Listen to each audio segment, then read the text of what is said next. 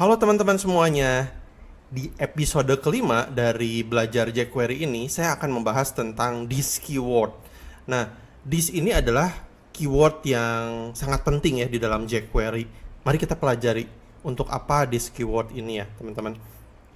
Sebelumnya kita udah belajar tentang jQuery untuk memanipulasi HTML atau mengubah HTML dan juga untuk mengubah CSS property ya teman-teman. Nah, secara umum sintak jQuery itu seperti ini. Nah, ini adalah suatu yang baru ya, mungkin yang belum saya jelaskan sebelumnya. Di dalam jQuery ini cukup umum kalau kita menuliskan di awal itu ada untuk menuliskan dokumen .ready function. Nah, fungsinya apa? Ini adalah untuk meyakinkan atau make sure kalau dokumen ini HTML kita itu sudah ready sebelum kita menjalankan fungsi jQuery.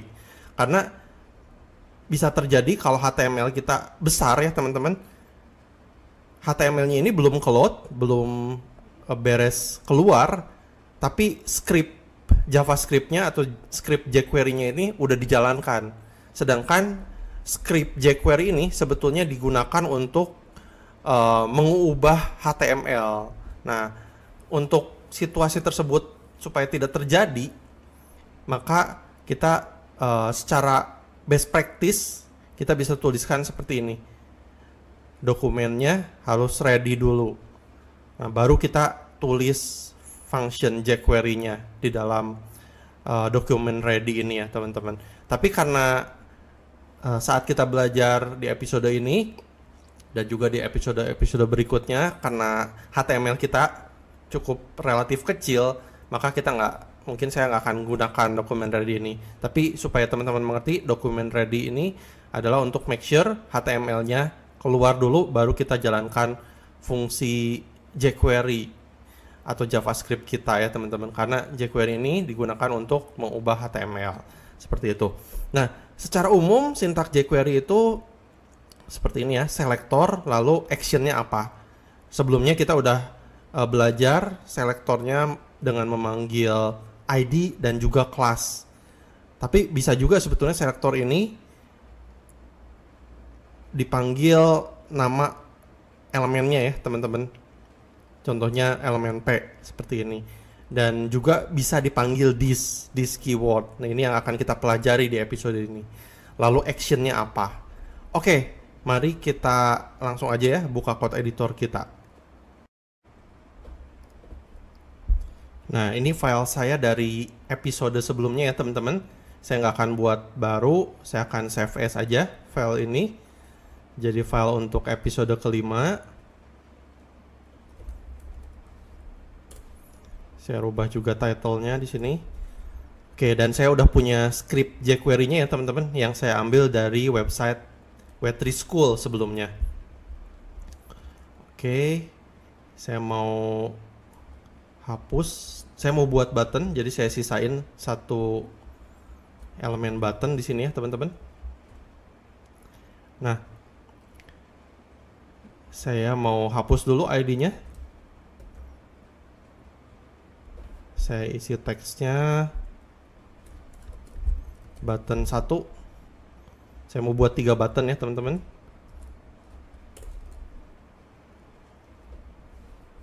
Button 1, button 2, dan button 3.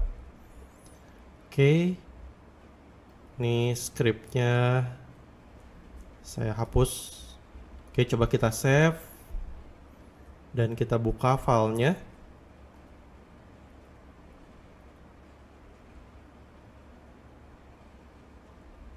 Oke, ada 3 button ya teman-teman. Nah, saya mau buat button ini kalau diklik jadi ke hide ya teman-teman. Saya mau buat kalau buttonnya diklik terus ke hide. Oke, kita tulis jQuery-nya. Nah, di sini saya mau panggil nama elemennya langsung, yaitu elemen button. Jadi bukan ID, bukan class, tapi langsung nama elemennya, yaitu elemen button. Kalau diklik mengerjakan function. Oke, di sini saya mau hide buttonnya, karena saya mau hide buttonnya, buttonnya yang diklik dan buttonnya juga yang di hide. Jadi saya panggil lagi elemen button, lalu hide. Oke, coba kita save.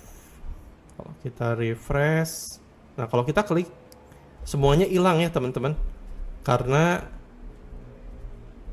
semuanya elemen button. Nah, gimana caranya kalau saya mau klik misalnya button 3 yang diklik, button 3-nya aja yang hilang, button 1 2-nya masih ada gitu.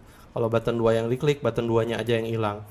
Nah, itu caranya adalah pakai keyword this ya teman-teman. Jadi kita bisa ganti, cukup simple. Yang di hide-nya ini yang this. Nah, this ini kita nggak perlu pakai tanda petik ya.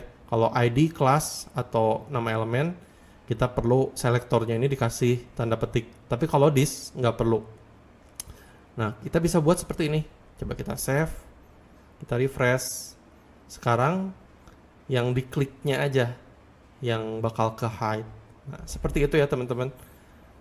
Kita bisa juga kasih ID, misalnya button 1, ID-nya ID 1. Terus kita buat kalau ID 1 diklik, lalu hide ID 2, tapi code-nya jadi panjang. Ya, bisa jadi 3 kali code ini. Nah, dengan this ini membuat code-nya, code jQuery ini jadi lebih simple juga ya teman-teman. Hanya mengerjakan yang diberikan action saja, seperti itu.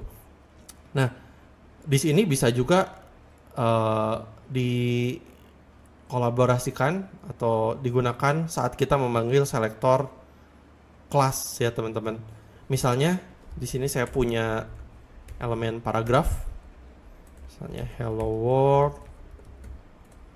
Lalu misalnya saya mau buat kotak di sini ya. Kita udah punya kelas kotak di sini ya teman-teman. Saya panggil kelasnya, kelas kotak. Coba kita save dulu, kita refresh. Nah, saya mau kalau paragraf ini diklik, hilang juga, hide juga, kotak ini diklik, hide juga. Nah, jadi nggak hanya elemen button ya, tapi saya mau semuanya ini kalau diklik hilang. Nah, kita bisa tambahin kelas. Nah, teman-teman harus menambahkan kelas ya, bukan ID. Kalau teman-teman tambahkan ID, nanti yang ke hide itu cuman elemen yang pertama aja. Kenapa? Karena ID itu seharusnya unik. Jadi cuman digunakan satu kali gitu ya. Itu fungsinya ID. Tapi kalau kelas ini bisa digunakan di banyak elemen. Jadi kita gunakan kelas kalau kita mau kasih ke banyak elemen. Misalnya kelasnya ajaib gitu ya teman-teman.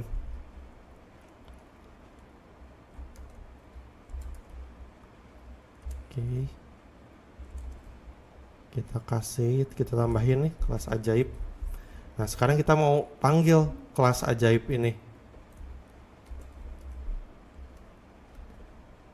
Jadi nggak hanya button, tapi semua yang punya kelas ajaib ini kalau diklik bakal hilang ya teman-teman, bakal ke hide. Coba kita klik buttonnya. Oke, ada yang salah nih. Ini pakai hashtag, harusnya pakai titik kalau kelas ya. Coba kita save lagi, kita refresh. Kalau klik buttonnya hilang, paragrafnya juga kalau diklik hilang, dan div ini juga semuanya hilang. Seperti itu ya teman-teman. Jadi teman-teman bisa pakai keyword this untuk melakukan action untuk elemen yang diberikan action ya. Dalam kasus ini diklik. Seperti itu teman-teman. Terima kasih sudah menonton video ini. Kalau teman-teman terbantu oleh video ini, teman-teman boleh like dan juga share ke teman-teman lainnya. Sampai jumpa di video berikutnya. See you in the next video. God bless you.